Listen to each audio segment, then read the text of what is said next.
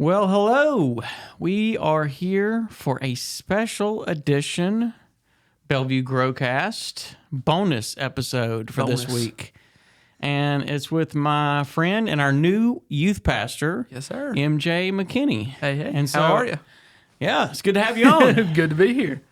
I thought it would be a good idea to interview MJ so that we could get to know him better because, like, for me, I've been in a bunch of interviews with you. I feel like I've gotten to know you pretty well, and I think some of the youth search team has and Tim has, but a lot of our church family haven't been in on all those meetings. Right.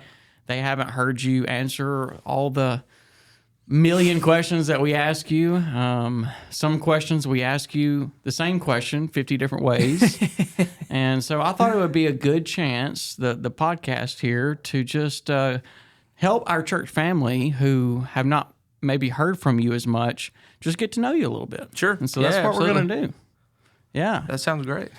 So first question, Okay. first and foremost, is how and when did you become a follower of Christ? Sure. So, growing up, I was always in church. Had wonderful grandparents who, when my parents couldn't take me to church or they weren't available, they made sure that I was at church in some capacity. And so, growing up, I was always around it. And, some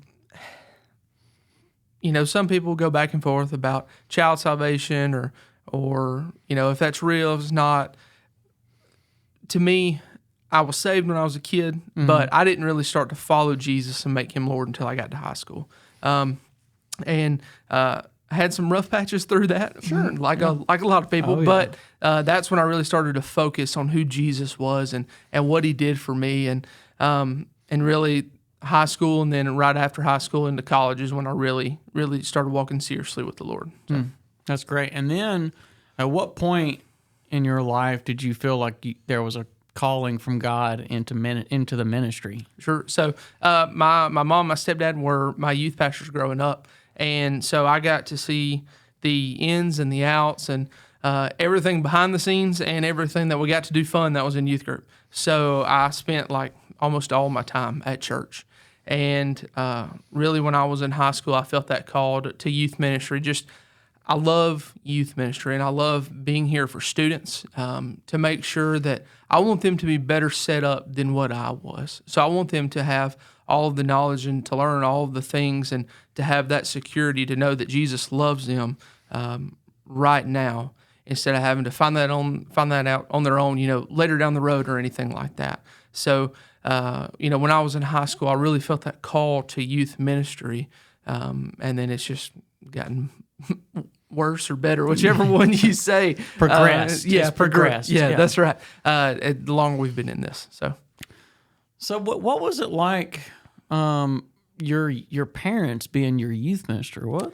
That's unique. It was very unique in the fact that I literally sat in on most of the planning meetings. I mean, I didn't have an opinion. I wasn't given an opinion, but I knew what we were going to do. There were some times when they hid it from me or they hid it from all of us because there was a nice core group of us that were there all the time. Yeah. And but I was there for most of it, and so I got to see the good stuff and the bad stuff and things that worked, things that didn't work, and it was really good. It was really fun. I enjoyed it. I think we talked about this a couple of times, but when we talked before, I just enjoy being at church. Yeah. Like I just like to be here, and that really like came to fruition there because we spent that much time at church, and it didn't hurt that the church was like a quarter of a mile from my house. So I literally walked there all the time. Right there. Yeah. So we were just there all the time. It's where we hung out. We played basketball. We go up there. We'd play music. All my friends played instruments, so we just hang out and.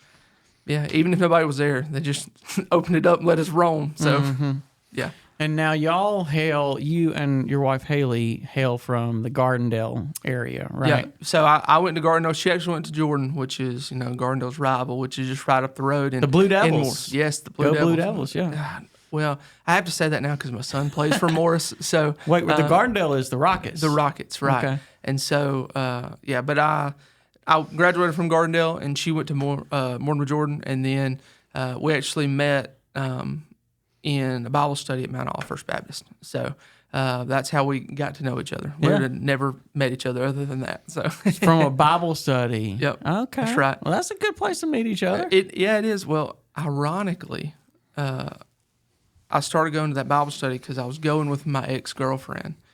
Okay. But she moved away because she was going to college, and I was like, well, all my friends go here now, and so I'm just going to keep going because you're not here.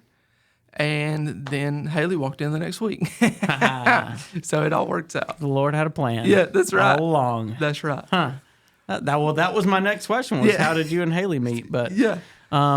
So what is your heart for youth ministry? Why, like, what are some main principles that kind of guide your youth ministry? Sure. One thing is I want to make sure that at the end of the day, every youth that I come in contact with, they have no excuse to not know what the gospel is. They have no excuse to not know who Jesus is. That we make sure that we do week in and week out, that we present the gospel, because it doesn't matter if you've grown up in church or this is the first time you've ever stepped in the door. You don't have an excuse that when you stand before Jesus, you can never say that I never heard about you, because we're going to tell you. So we try to build our group gospel-centered straight from the beginning. And then we want to make sure that youth feel like, number one, they're loved, but also there's someone that's here that they can talk to and they can lean on.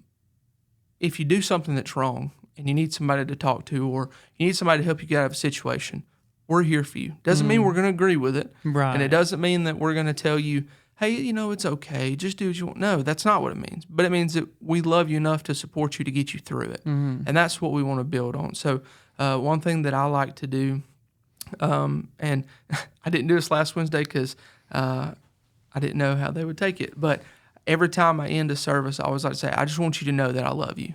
Because there are people that never hear, I love you. Right. And I can never love you like Jesus loves you, but I can tell you that I love you because Jesus loves you. So every person deserves that. And so we just want to do our best to show Jesus to every student. Yeah, that's wonderful. And you've been doing youth ministry for a number of years already. What do you think is one of the biggest challenges that the youth are I sound so old. Golly. That youth are facing like today? Right. I think really the biggest thing is their culture and their identity. I mean, they're told that you have to believe that all of this stuff is right, and if you don't, you're a terrible person. We've lost the ability in our culture to say, hey, I still care about you and I love you even if I don't agree with what you're doing and what you're saying. So if we say, hey, I don't think that that's right, people say, well, then you must hate me. You must hate me. And that's not the case. Yeah. You can love somebody. There were many people Jesus loved. I mean, take Matthew, for instance. I mean, tax collectors were the epitome of traitors to the Jewish people. Yeah. I mean, they took advantage of their own people. And Jesus said, no, you're going to be my follower. And then think about the rest of the disciples. They had to get over the fact that Matthew had been one who was a traitor to them. And one who just extorted, and all that. I mean, took everything from them and took way more than he ever should have, and they had to forgive him. And Jesus is making an example, even in that, of, hey, I don't agree with what you're doing, but I still love you enough that you're going to be my disciple. And so, the culture teaches today that if you don't think this stuff's okay, you're just an awful person and you hate us. Yeah. And you need to, like they say, you need to be canceled. Right. And that's not what Jesus says. Yeah. There's good news and bad news about Jesus. The good news is Jesus loves you, and he can forgive you for anything that you've ever done. But the bad news is he's not going to leave you that way. You've got to change. And so I think that's the hardest thing they have to deal with is fitting Jesus into this culture.